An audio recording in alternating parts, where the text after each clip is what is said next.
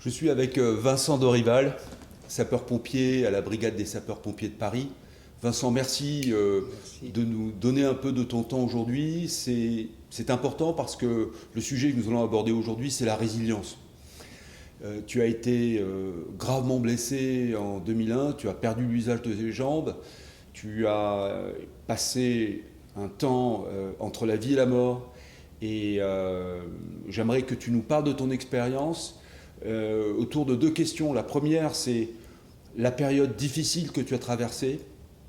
Et ensuite, comment tu t'es reconstruit pour aujourd'hui faire des treks que même un valide ne ferait pas, à Djibouti, dans la vallée de la mort, aux États-Unis, les 100 km de Millau.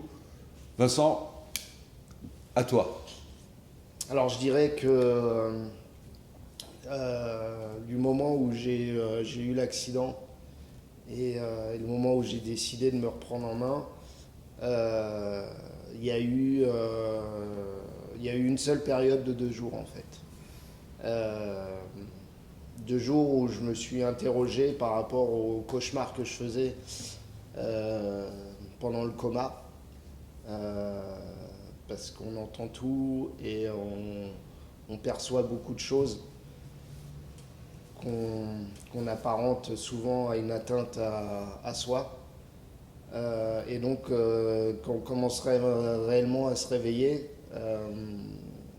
on est perdu parce qu'on fait le lien entre ce qu'on a pu rêver et la réalité, et on est souvent perdu. Donc moi, ça a duré 2 jours.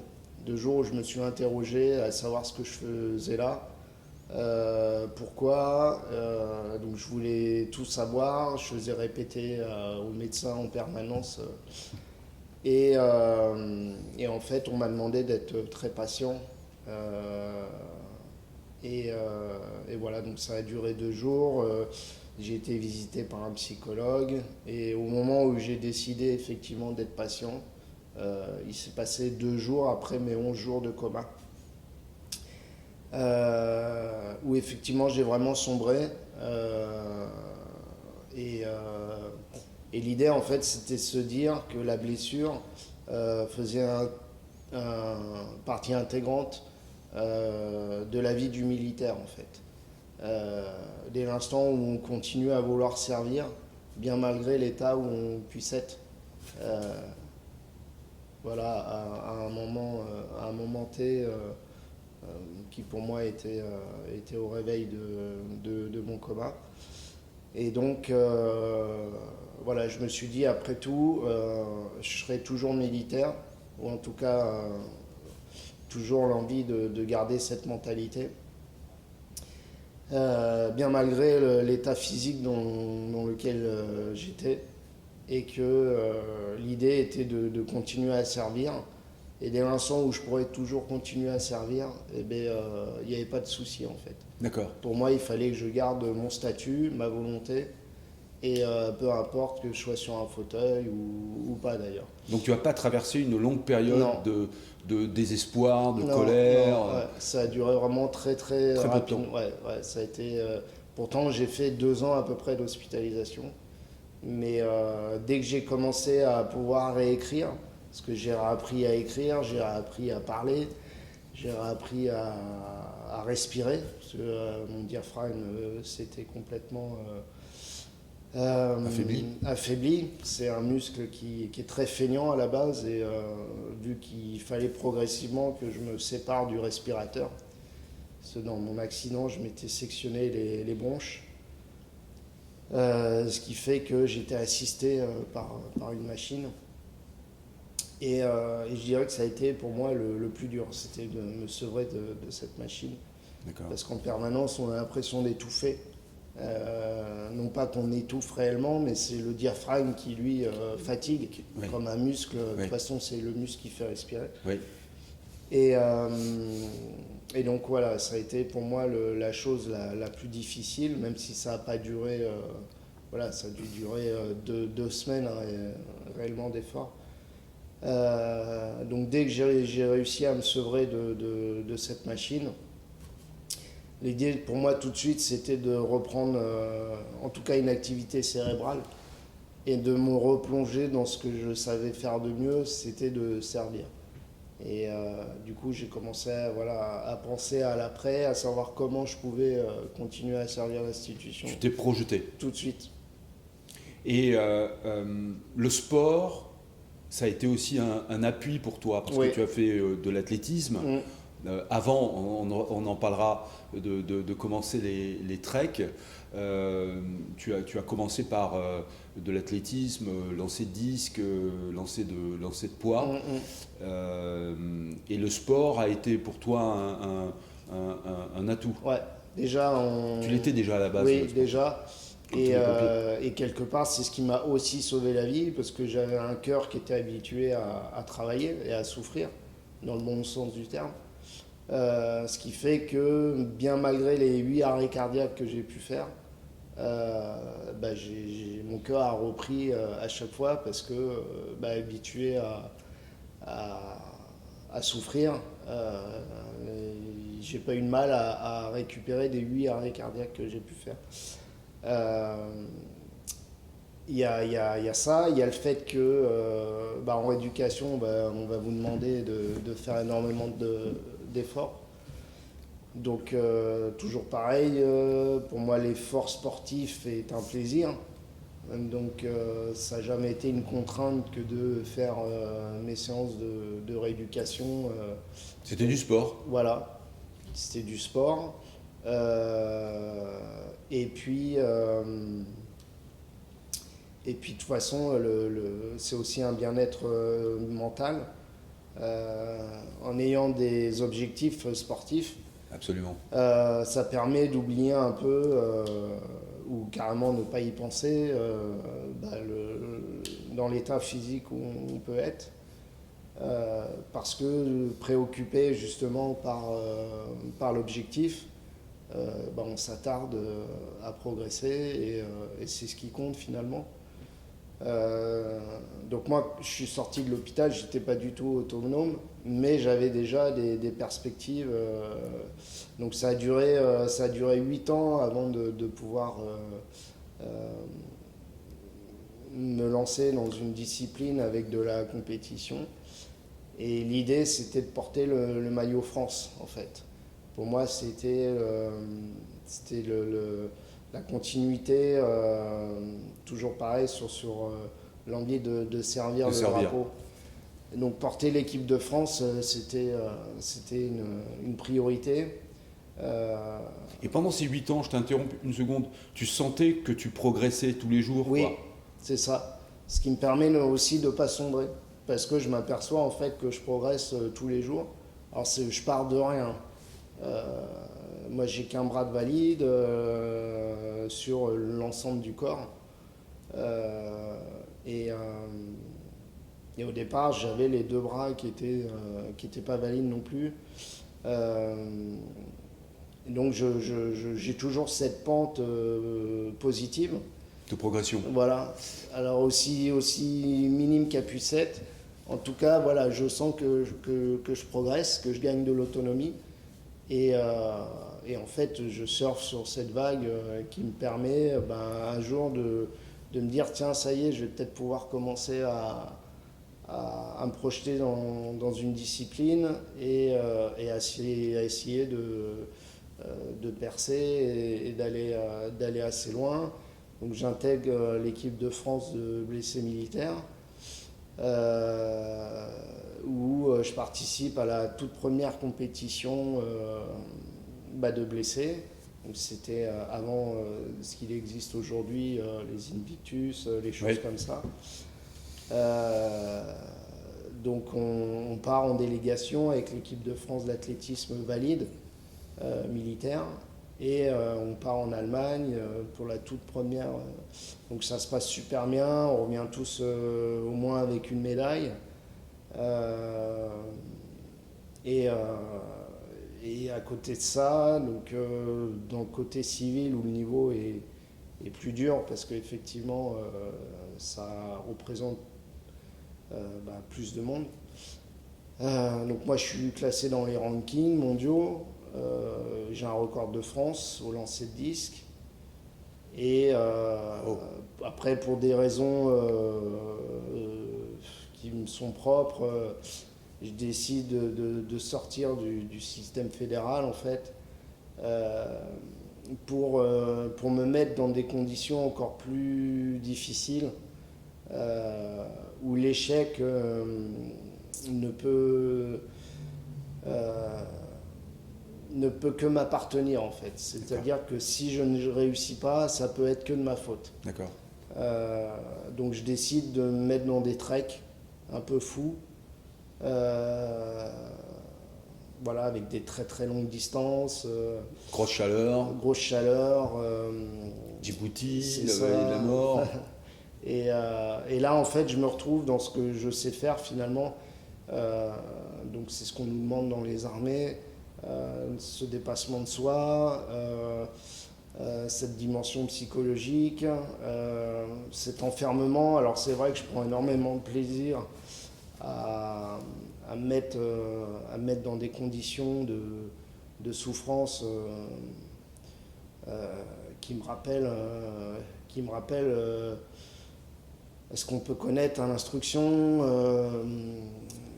Tu m'as dit que tu utilisais ton fauteuil classique pour... Voilà, ouais, parce que il fait partie de moi maintenant et que j'adapte pas avec un fauteuil sportif parce que je veux me mettre dans les plus dures conditions de façon à me dire voilà, je suis parti vraiment dans ce qui se fait de plus dur pour ne plus y revenir et passer à un trek plus difficile. Donc je commence en 2015 par la marche de Nimègue. Donc on est sur 167 km en 4 jours. Donc pour moi, c'était déjà difficile. Mon premier entraînement, je me rappelle, j'avais fait 6 km et ça me paraissait déjà être impossible à faire. Et j'en avais 160 à me faire. Donc 40 km par jour. Voilà, ouais, c'est sur un marathon. Le premier jour, on était même à 52. Mais voilà, en tout cas, cette dimension, cette approche psychologique me convient tout à fait. Parce que je me retrouve. Alors, c'est des sensations que je retrouvais beaucoup à Djibouti, un peu dans cet enfer. Fournaise. Ouais. Ces odeurs aussi particulières, le fait de se faire mal, en fait, il y a une espèce de complaisance à se retrouver dans ce genre de difficultés. Et tu as élevé tes standards de plus en plus, quoi. Voilà, ouais, jusqu'à 2019 où je fais la traversée de la Death Valley. Donc c'est l'endroit le plus chaud au monde. Une semaine avant de partir, il y avait encore une dame qui mourait sur les lieux des suites de la chaleur. Il y avait eu un couple de Français aussi qui étaient décédés. Donc on entrait vraiment dans un espèce de chaudron en plein désert californien. Mais c'était choisi parce qu'il y a cette notion on rentre dans un univers qui est complètement hostile de par sa faune, de par sa chaleur. Mais il y a cette jouissance à pouvoir se dire quand on va y arriver, ce sera énorme, quoi. C'est énorme. Et donc je lance ce projet en 2015, avant même d'avoir fait le cross du Grand Barra à Djibouti. Tu as lancé ton association à ce moment-là ? Sous un autre nom, parce qu'au début, je voulais faire cette traversée tout seul, avec une petite assistance. Et en fait, j'ai l'idée de demander à d'autres blessés de venir m'accompagner sur la logistique. Et en fait, on me retourne effectivement que les gars voulaient marcher à mes côtés, en fait. Ce qui veut dire que eux, ils étaient, ils se retrouvaient aussi dans ce genre d'effort. Ils en avaient besoin également. Chacun, par rapport à leur vécu, à leurs blessures. Ils avaient besoin également de se confronter à eux-mêmes et à rentrer dans cette vallée et, à en ressortir, mais pour avancer. L'idée, c'est pas de faire cette traversée pour faire cette traversée, c'est de la faire pour avoir une plus-value sur la vie. C'est pour soi-même. Voilà, se dire, malgré la blessure, bah, je réussis à faire un truc d'exceptionnel et je vais m'en servir pour plus tard. Parce qu'au final, en tant que blessé, ce qui manque, c'est ce côté opérationnel.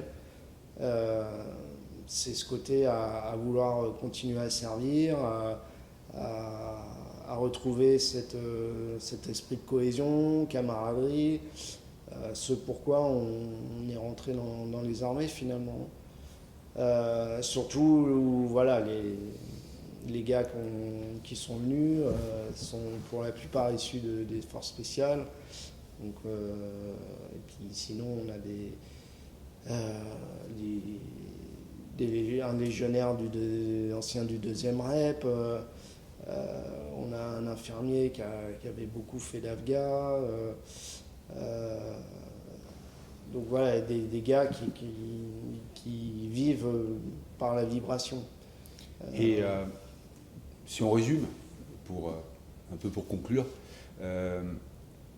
tu as commencé d'abord par te projeter sur après. Ouais, tu as utilisé ce mot servir qui est quelque chose de très important pour toi. Tu voyais déjà l'après parce que tu es toujours, aujourd'hui toujours sapeur-pompier à la brigade des sapeurs-pompiers de Paris. Et puis le sport que tu pratiquais déjà avant, ça a été ton meilleur ami, quoi. Ouais. Et petit à petit, non seulement ça t'a aidé à te reconstruire, puis après tu es passé à un autre seuil qui est à chaque fois de franchir des limites supérieures. C'est ça, c'est le mot limite en fait. Je dirais ce qu'on n'accepte pas avec le handicap, c'est les limites. Sans penser qu'il peut toujours y avoir des chemins pour les contourner. Et en fait, moi, ce qui m'a plu, c'était ça, de trouver ces chemins. Voilà, contourner l'obstacle qu'on ne pourra pas franchir. Se dire, on va quand même y arriver. Comment, je ne sais pas. Et ça donne confiance en soi. Voilà, parce qu'on trouve des idées, on est créatif. Ça occupe, quoi. J'entends souvent la remarque sur le regard, mais en fait, quand on est tellement pris par ce qu'on fait, on a l'esprit qui est à 200% sur l'objectif, on n'a même pas le temps de regarder si les gens vous regardent, si les gens Bien sûr. vous jugent, donc à fond dans le projet. Voilà, on a la tête qui bouillonne, c'est un bienfait qui est extraordinaire, d'autant plus que tout ce qu'on fait là, on le fait aussi pour l'institution, parce qu'on essaye de servir le centre de transfusion sanguine des armées. Vous levez des fonds pour eux. On lève des fonds, on fait de la communication, puisque pour la plupart, on a tous été transfusés. Donc on connaît l'importance de la transfusion et on essaye de communiquer sur les missions et les besoins du centre de transfusion sanguine des armées. Et voilà, c'est-à-dire qu'on n'est même pas dans l'objectif personnel, on va au-delà. Voilà, en proposant des formes de communication, tout en se mettant dans le rouge, tout en se projetant sur des parcours atypiques. Moi, c'est hyper complet. C'est vraiment très complet. C'est hyper dimensionnant. On est complètement dans l'après, en fait. On pense plus à la blessure, on pense que la mission continue et qu'on n'est pas obligé d'être en OPEX pour se réaliser, quoi. Absolument. Et c'est là où on est complètement dans l'après-blessure, parce qu'on a réussi à proposer un projet qui est dimensionnant pour le blessé, pour les armées également, parce que le don du sang c'est universel, donc ça concerne, je dirais, toute l'institution. Et, nous on se réalise complètement dedans, quoi. Bon, maintenant c'est vrai que c'est un ultra ops, c'est quand même, on est à peu près ouais, une quinzaine de personnes, entre médecins, infirmiers, des gens qui vont s'occuper de la communication, des gens qui vont s'occuper des partenariats. Donc c'est quelque chose qu'on a réussi à dimensionner et on s'aperçoit que ça fonctionne assez bien. Merci Vincent. Merci. Vraiment, j'ai été vraiment touché par ton témoignage. C'est vraiment un très beau témoignage sur la résilience. Merci encore. Merci bien.